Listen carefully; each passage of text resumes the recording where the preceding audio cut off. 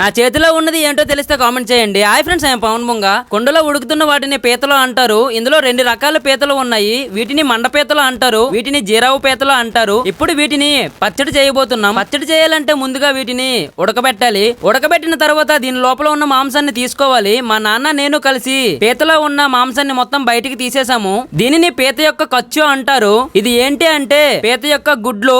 దీనిని చెన అని కూడా పిలుస్తారు. చాలా రుచిగా ఉంటుంది. మీలో ఎంతమంది తిన్నారో కామెంట్ చేయండి. మొత్తానికి పీతలో ఉన్న మీట్ ని తీసేసాము. మా అమ్మ వీటిని తీసుకొని వెళ్లి పచ్చడి చేసింది. మీకు డౌట్ అయితే రావచ్చు, కర్రీ కదా అన్నా అని, కానీ మేము పచ్చడి అని పిలుస్తాము. పక్కన నెత్తల కర్రీ కూడా రెడీగా ఉంది. లేట్ చేయకుండా అన్నం వేసుకుని నెత్తల్ని పీతల్ని పచ్చడితో కలిసి కుమ్మేసా. మరోపక్క మా అమ్మ కాల్చిన చేపను తీసుకుని వచ్చింది. బొగ్గులో కాల్చిన చేప తింటే మన ఆరోగ్యానికి చాలా మంచిది. అలా అని అన్ని చేపల్ని కూడా మనం అలా తినకూడదు. మన దగ్గర బొగ్గులపై లేకపోయినా సరే పెనం మీద ఇలా వేసుకుని తినవచ్చు. బ్లడ్ తక్కువ